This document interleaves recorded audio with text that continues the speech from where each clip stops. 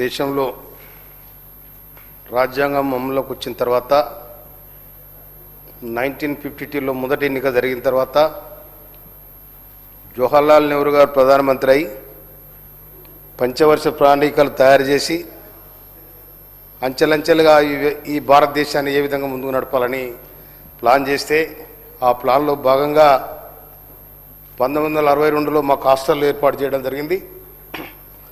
అదేవిధంగా హాస్టల్లో మేము కూడా చదువుకున్నాం. ఇప్పటికి 75 ఏళ్ళు అయింది.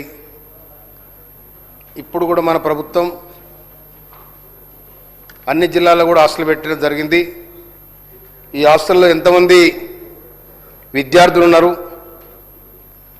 ఎంతమంది గర్ల్స్ ఉన్నారు, ఎంతమంది బాయ్స్ ఉన్నారు, వారికి కూడా ఇవాళ మనం కాస్మెటిక్ ఛార్జెస్ మెస్ ఛార్జీలు పెంచడం కనుక కొన్ని దిక్కుల కొన్ని ప్రాంతాలలో ప్రైవేటు స్కూళ్ళ ప్రైవేట్ బిల్డింగ్లలో కాలేజెస్ నడుస్తూ ఉన్నాయి, హాస్టల్ నడుస్తూ ఉన్నాయి. కనుక ఎక్కడెక్కడ ప్రైవేటు బిల్డింగ్లు నడుస్తూ ఉన్నాయి వాటికి ఏమన్నా శాశ్వత బిల్డింగులు నిర్మాణం చేసే ప్రతిపాదన ప్రభుత్వం దగ్గర ఉందా? అదేవిధంగా మా మోత్కూర్ నా కాన్స్టిట్యున్సీలో ఉండబడిన మోత్కూర్ మండలంలో సర్వే నెంబర్ 391 సర్వే నెంబర్లో 7 ఎకరాల ప్రభుత్వ స్థలం ఉంది. ఆ స్థలంలో గతంలో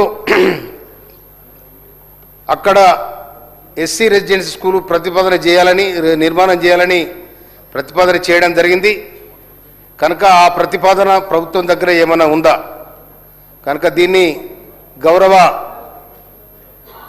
మంత్రి గారు మాకు క్లియర్ చేయాలని మనం చేస్తా ఉన్నా. నేను